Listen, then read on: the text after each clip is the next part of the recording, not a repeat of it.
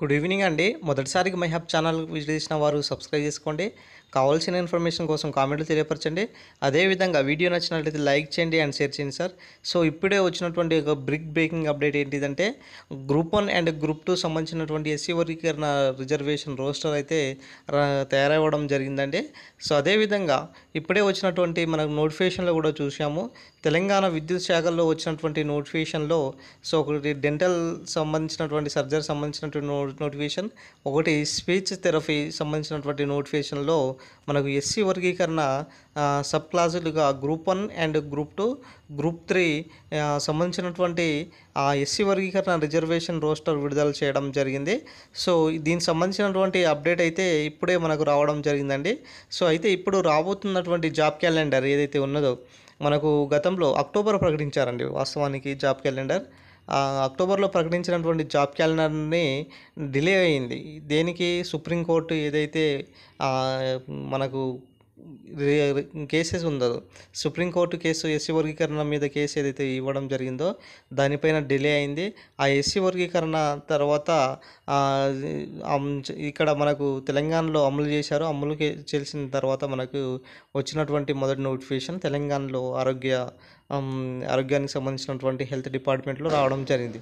మొత్తానికైతే group 1, group 2, group 3 కేటగిరీలుగా మరి మొత్తం 3 సెక్షన్ల విధాలుగా రోస్టర్ పాయింట్ అయితే విడుదల చేయడం జరిగింది. సో రానున్నటువంటి మనకు నోటిఫికేషన్లో ఏదైతే మళ్ళీ group 1, group 2 SI constable and next TSC అయినా సరే, నెక్స్ట్ ఇతర కాంపిటేటివ్ ఎగ్జామ్స్లో అయినా సరే వచ్చే నోటిఫికేషన్లో ఇదే రోస్టర్ తరహా ఉంటుందన్నమాట. ఏదైతే మనకు సబ్ క్లాసులకి ఎలా ఉన్నాయో అట్లాగే ఉంటుంది. ఇప్పుడు బీసీలో ఏబిసిడిఈ ఎట్లా ఉన్నదో ఇక్కడ ఎస్సీలో గ్రూప్ 1, గ్రూప్ 2, గ్రూప్ 3 ఇట్లా 3 వర్గాలను ఉండడం జరుగుతుందన్నమాట. మొత్తానికైతే తెలంగాణలో ఒక బ్రేకింగ్ అప్డేట్ అయితే రాబోతుంది. వచ్చే ఎలక్షన్ సీజన్స్ ఏదైతే ఉన్నాయో, అసెంబ్లీ అసెంబ్లీ ఎలక్షన్స్ ఏదైతే క్యాబినెట్ మీటింగ్ ఏదైతే ఉన్నదో, వచ్చే అసెంబ్లీ క్యాబినెట్ మీటింగ్ ఏదైతే ఉన్నదో ఆ క్యాబినెట్ మీటింగ్లో సీఎం రేవంత్ రెడ్డి గారు ఈ యొక్క జాబ్ నోటిఫికేషన్ గురించి ప్రకటించే అవకాశం దాదాపుగా ఎక్కువ కనబడుతుందండి. ఎందుకంటే వివిధ కాంగ్రెస్ నేతలు చెప్తున్నటువంటి మాటల ప్రకారము పాత నోటిఫికేషన్లు భర్తీ అయిన తర్వాతనే ఈ యొక్క నోటిఫికేషన్ ఇస్తే బాగుంటుంది అనేసి అనుకుంటున్నారనేసి చెప్పడం జరిగింది. కానీ విద్యార్థులు ఇక్కడ మహాగర్జన చలో సెక్రటేరియట్ అనే కార్యక్రమాలు చేపట్టడం ద్వారా సో పెద్ద ఎత్తున దీనికి సంబంధించినటువంటి స్పందన వచ్చి ఇక ఈరోజు కాంగ్రెస్ ప్రభుత్వం ఒక మెట్టు దిగి వచ్చి త్వరలోనే, అంటే వితిన్ 2-3 మంత్స్లోనే ఈ యొక్క జాబ్ క్యాలెండర్ ప్రకటించే అవకాశం దాదాపుగా ఎక్కువ కనబడుతుందండి.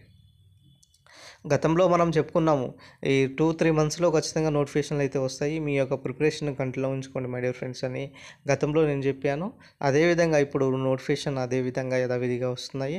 సో ఖచ్చితంగా మనము ఏదైతే అప్డేట్ ఏదైతే ఉన్నదో కరెక్ట్ ఫాలో అవుతామండి.